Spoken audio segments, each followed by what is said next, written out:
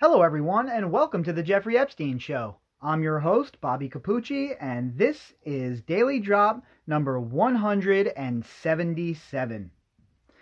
Keeping with our theme from earlier and the interview from Bradley Edwards about Jeffrey Epstein, I decided to pull an article from way back in 2008. An article written by Landon Thomas Jr. And you might be familiar with the name because Landon Thomas Jr. ended up leaving the Times because he accepted money from Jeffrey Epstein. Well, you'll see in this piece that he wrote pretty much a puff piece about Jeffrey Epstein right after his arrest, and it was very sympathetic in tone to Jeffrey Epstein. And I think it's important that we remember the way these newspapers were covering this case when it was happening and how it was going down, so we have context, because we see it from these outlets just about in every single case, in everything that happens. When they're wrong, they just move on and they act like they were never wrong, like they had nothing, nothing to apologize for. Well, in reality, we know that they did a big disservice to the survivors in this case by covering for Jeffrey Epstein for so long, and we see that in this article that I'm going to read tonight. And this article is from 2008, like I said. The author is Landon Thomas Jr., and the headline is, Financier Starts Sentence in Prostitution Case. Plenty wrong just with that opening headline, right? Plenty wrong right there. First of all, financier, let's replace that with pedophile. And again, this isn't a prostitution case. Children can't be prostitutes. This is the case of a sex trafficker, a sex offender, and a very disgusting and evil man, okay?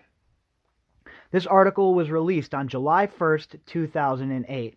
And now remember, the author of this article received $30,000 from Jeffrey Epstein for an outside charity, which led to him leaving the New York Times. The New York Times and him parted ways after it was revealed that he accepted this money.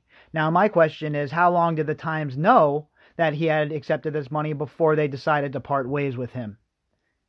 It seems like it's a face-saving move, right? A bunch of years after, etc., etc.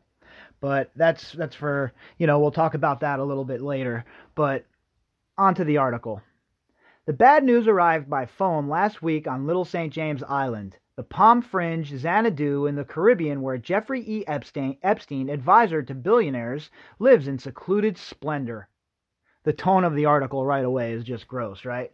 Just reading it, you could tell it's a puff piece right away. It's a pump your tires kind of piece, a piece where I'm gonna write about Jeffrey Epstein's crimes, but I'm gonna put it in the best light as possible, and that's the tone it sets right away from the first paragraph. Report to the Palm Beach County Jail, the caller, Mr. Epstein's lawyer said. Oh, that was a big deal, huh? Real tough sentence there. He did a real rough bid there. I mean, he might as well have been in the Supermax or Guantanamo, because the bid he did was just absolutely painful for him, right? I mean, it's not like he had access to every single thing he needed anyway. What a joke. So over the weekend, Mr. Epstein quit his pleasure dome with its staff of 70 and its flamingo stock lagoon and flew to Florida. On Monday morning, he turned himself in and began serving 18 months for soliciting prostitution, and the author knows what he was really charged with. The author knows what the score is, and the author chooses to write it in a manner where it is helpful to Jeffrey Epstein's image. Even though he's going to jail, the author is trying to fluff his image, trying to pump his tires, and trying to artificially inflate Jeffrey Epstein and make it seem like what he was convicted of is just no big deal. I respect the legal process, Mr. Epstein, 55, said by phone as he prepared to leave his 78-acre island, which he calls Little St. Jeff's. I will abide by this. Yeah, no shit you're going to abide by it, buddy. What do you think? You're El Patrone? You think you're Pablo Escobar? I'll abide by this? Who do you think you are? It should have been a lot more. Instead, you got this sweetheart deal, and then you're still so brazen and still so smug. Oh, yeah, I'll abide by this. Like you had any choice, like it was in your control, right? At the very least, you had to get your slap on the wrist. But the thing is, this was the beginning of the downfall for Epstein. This was the first chink in his armor, and his handlers, well, they know that they couldn't protect him twice. So this was, his one shot, his one get out of jail free card. And thankfully, well, we know how things ended up. It is a stunning downfall for Mr. Epstein, who grew up in Coney Island and went on to live the life of a billionaire, only to become a tabloid monument to an age of hyper wealth. Mr. Epstein owns a Boeing 727 and the largest townhouse in Manhattan. He has paid for college educations for personal employees and students from Rwanda, and spent millions on a project to develop a thinking and feeling computer and on music intended to alleviate depression. Oh, what a fantastic guy, huh? If you didn't know anything about Jeffrey Epstein and you're reading this in 2008, you're saying to yourself, man, this guy probably caught a bad rap. Prostitution, 18 months, what the hell? Meanwhile, what he was really involved in, what he was really doing is so much more dark, so much more unnerving. And the legacy media, obviously, we're talking about the gray lady here, folks. This is the New York Times writing this puff piece. This isn't one of his friends in the local paper, right? This is the New York Times, the paper of record for the country, supposedly, the gray lady, and they're writing a puff piece about Jeffrey Epstein. But Mr. Epstein also paid women, some of them underage, to give him massages that ended with a sexual favor, the authorities say. Listen to the way he words this, right? He makes you think like it's no big deal. No big deal whatsoever. He paid for massages that ended with a sexual favor. No detail, no context, nothing.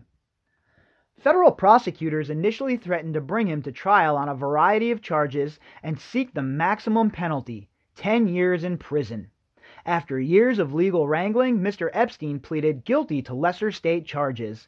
And we know that they brought those charges up even with Jeffrey Epstein to make it look like they were doing their jobs. They had no intention of ever smacking him with the federal charges. They always intended to kick this down back to the state level because they thought that it would be less hot down there, right? Less press on it, less eyes on it. Just another state local case of some sick, rich guy who got caught up in a sting. Move on, forget about it. But instead what it did is it created a lot of questions, and the local police department down there, Ryder and the rest of those guys who did incredible work, Joseph Ricari, those people did incredible work down there, and without them in the initial arrests and the initial outcry over the way things were going, this would have been buried and we would have never heard anything about it. We would have had a puff piece like this and this would have been the end of it. The beginning and the end of Jeffrey Epstein's rehabilitation and insertion back into so-called polite and high society. Upon his release from jail, he must register as a sex offender wherever he goes in the United States. Well, we know that incorrect. He didn't have to register in New Mexico. People from all walks of life break the law, of course, but for the rich, wrapped by a cocoon of immense comfort, it can be easy to yield to temptation, experts say. It's making excuses for this guy. Making excuses. Oh, it must be such a burden to have all of that money. I wish I had that kind of burden. I mean, are you kidding me right now? Oh, because he's rich, he has such a burden. It's so tough. It's so hard because he's wrapped in an immense comfort, and it can be easy to yield to temptation. Give me a break.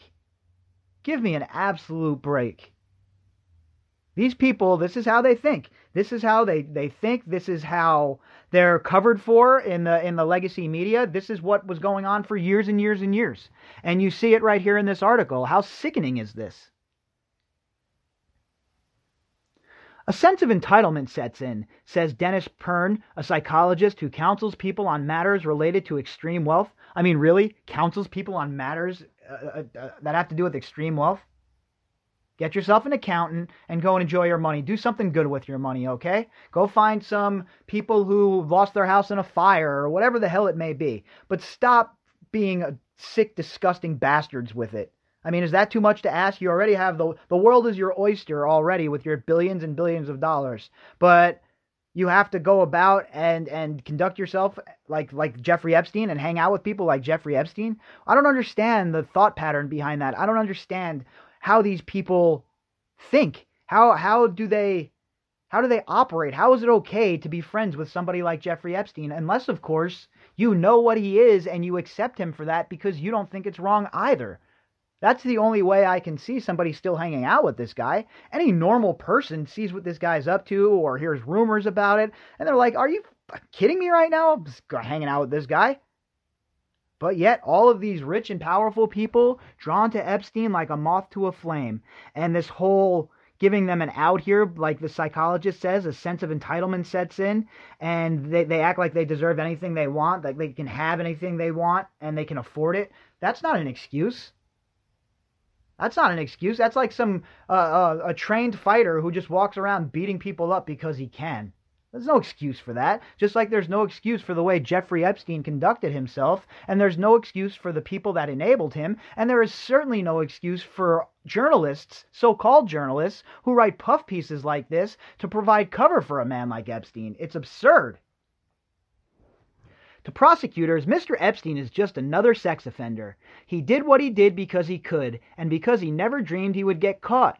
They say Mr. Epstein's defenders counter that he has been unjustly persecuted because of his wealth and lawfully connections. To prosecutors, Mr. Epstein is just another sex offender. And that right there is the problem with all of this in a nutshell. That right there just shows you exactly what the problem is with this case as a whole. Jeffrey Epstein was much more than just another sex offender, folks. This was a man who wielded immense power, who had a lot of sway with some of the most powerful people on the planet. This is more than just a sex offender. Sitting on his patio on Little St. Jeff's in the Virgin Islands several months ago, as his legal troubles deepened, Mr. Epstein gazed at the azure sea and the lush hills of St. Thomas in the distance, poked out a lunch of crab and rare steak prepared by his personal chef, and tried to explain how his life had taken such a turn. He likened himself to Gulliver shipwrecked among the diminutive denizens of Lilliput.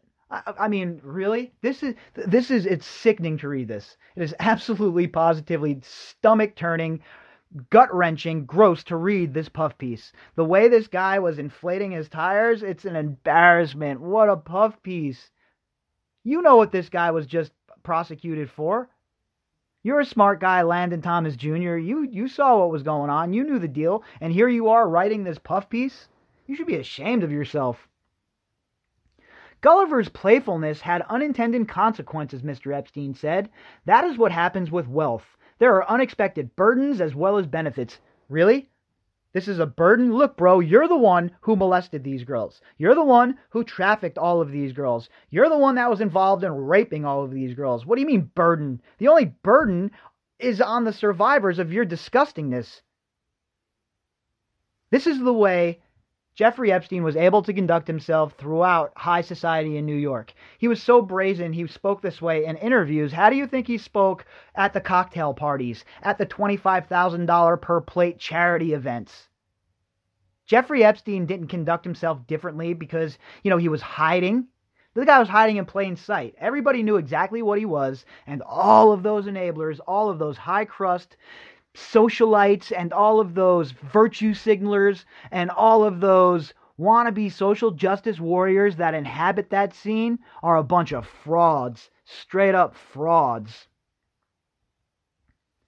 Those benefits are on full display on his island, where despite his time in jail, Mr. Epstein has commissioned a new estate.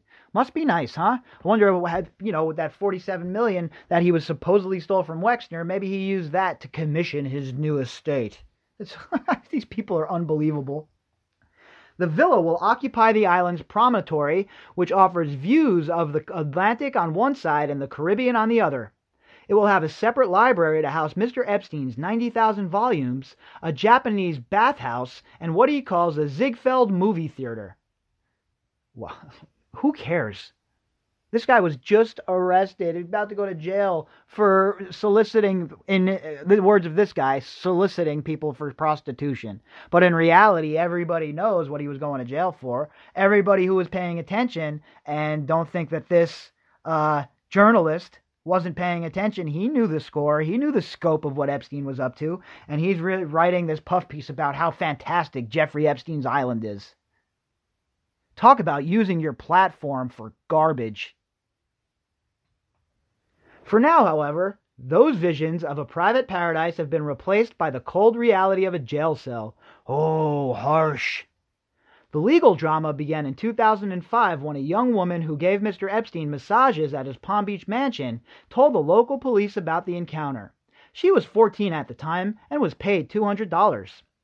The police submitted the results of their investigation to the state attorney, asking that Mr. Epstein be charged with sexual relations with minors.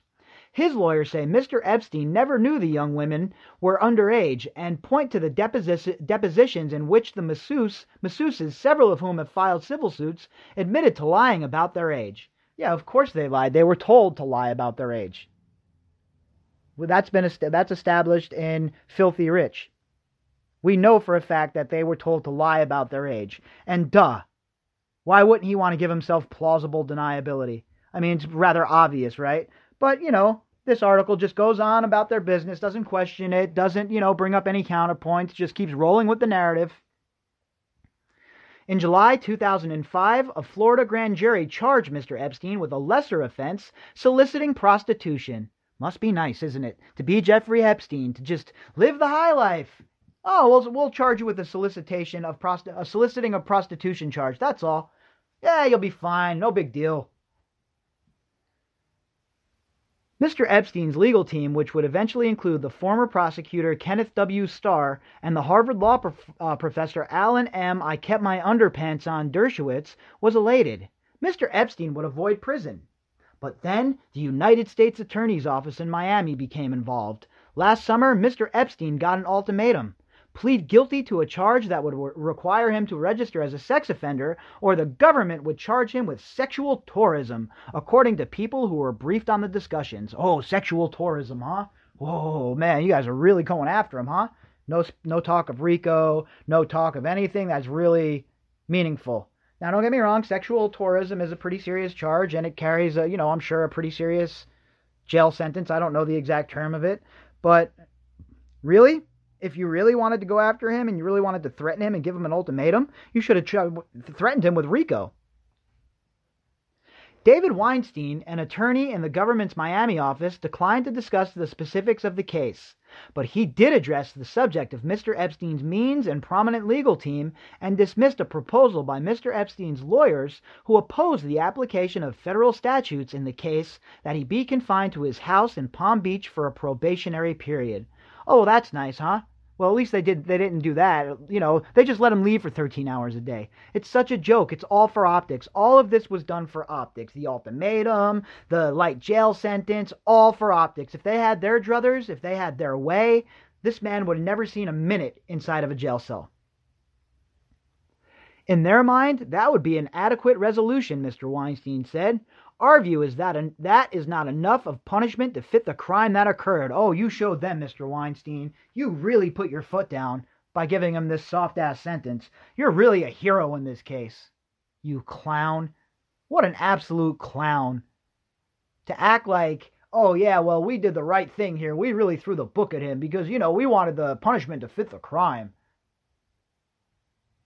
That did not turn out well. History is not going to judge you well. History is not judging you well. And personally, you fall right into the category of chuckleheads. The rest of the chuckleheads who have been involved in this, the rest of the morons, so-called state prosecutors who look the other way and who are negligent, you are certainly one of them as well, Mr. Weinstein. Welcome to the club, you doofus. The lurid details of the case have captivated wealthy circles in Palm Beach and New York and transformed Mr. Epstein, who shuns publicity and whose business depends on discretion, into a figure of public ridicule. Yeah, but not by his buddies in New York wealth, not by the upper crust of New York. He was welcomed right back in. Do you know why? Because he has money. He can use that money to help them out. And at the end of the day, once again, we understand. It's all about them. When it comes to these sort of people, that they're in a world of one, and that world includes themselves. He said, this is too much. He said he has been trailed by stalkers and has become the target of lawsuits. Yeah, no shit. You were involved in a child trafficking ring, bro. Of course you're getting charged with, lawsuit slapped down at you. I mean, really? So, again, this guy's writing it like, oh, you should feel sorry for Jeffrey Epstein. He has it real tough. Meanwhile, this guy, not a word about the survivors, not giving the survivors equal time, right? Not covering any of the girls who Epstein was charged with assaulting. None of that. Just a puff piece for Jeffrey Epstein because Jeffrey Epstein was enriching him by giving him 30 grand on the backside. Wow, the New York Times, folks. Isn't it grand? The paper of record, the Gray Lady. What a cesspool. What a joke, huh? In recent months, he said, he received over 100 letters a week asking for money or jobs as a masseuse. He recently received a package of gold-tinted condoms. Oh, the humanity. Oh, poor Jeffrey Epstein.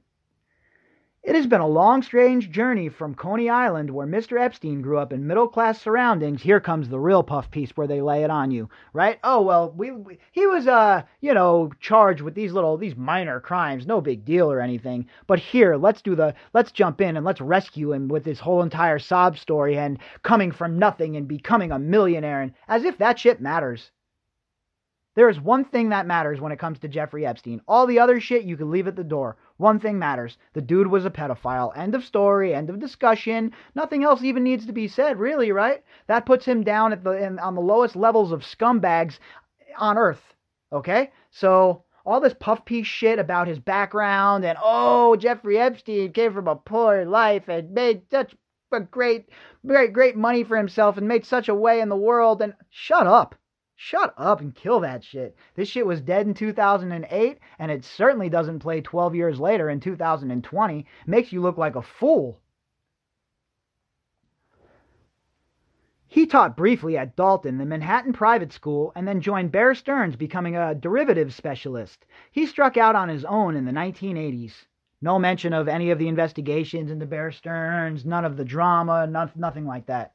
Just, a regular old guy, very good, very, very good at what he does. Middle-class guy, worked his way up, teacher, Bear Stearns, oh my God, he's so incredible. Talk about vomit-inducing. His business is something of a mystery. Yeah, no shit. He says he manages money for billionaires, but the only client he is willing to disclose is Leslie H. Wexner, the founder of Limited Brands. And I always wondered why Wexner was the one that he was willing to disclose, right? And we understand that the Wexner connection is a lot deeper than people have talked about. We understand that Wexner is a linchpin in this whole entire thing. And Wexner is a big-time player within the mega group. And we all understand what's going on here. We understand why Wexner was out front, right? I mean, Wexner was the face. He was the face of this whole entire thing from the aspect of the mega group. He was, the contact for Epstein. And then him and Epstein became super close. That's the way I see it. That's certainly my opinion of the situation, of how it unfolded. As Mr. Epstein explains it, he provides a specialized form of super elite financial advice. Yeah, okay, I'll translate that for you. A fantastic way to launder your money and wash it. That's certainly what I believe about the case, right? These guys weren't giving Epstein his money. He's not, he's not Warren Buffett. Right? He's not the Oracle from Omaha. This guy isn't some stock guru. In my opinion, they were giving him this money so he could wash it and then give it back to them clean. My opinion, obviously. Don't have any evidence to back that up, right?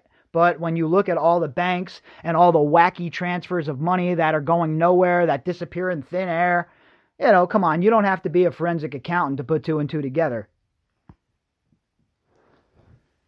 He counsels people on everything from taxes and trusts to prenuptial agreements and paternity suits, and even provides interior decorating tips for private jets. Boy, he's just a well-versed guy, huh? Just a Swiss Army knife of information for the upper crust.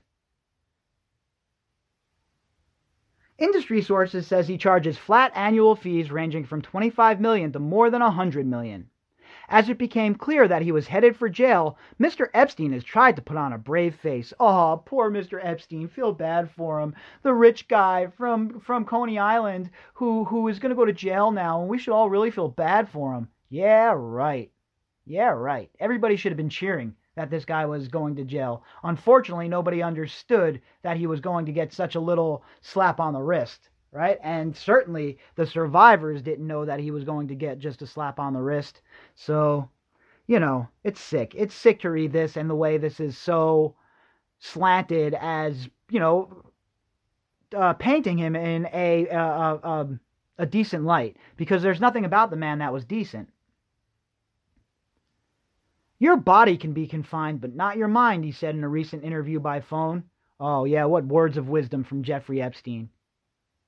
But the strains were showing. I am anxious, he said in another recent interview, referring to how inmates would treat him. I make a great effort to treat people equally, but I recognize that I might be perceived as one of the New York arrogant rich. First of all, you never treated anyone equally. You treated people like dirt.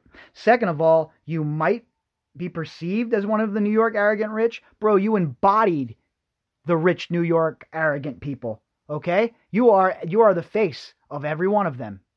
Now, they might not all be running around involved in, human trafficking rings and abusing children, but they're all the same, have the same mindset as you, a me-first consolidation of power, burn everything mindset.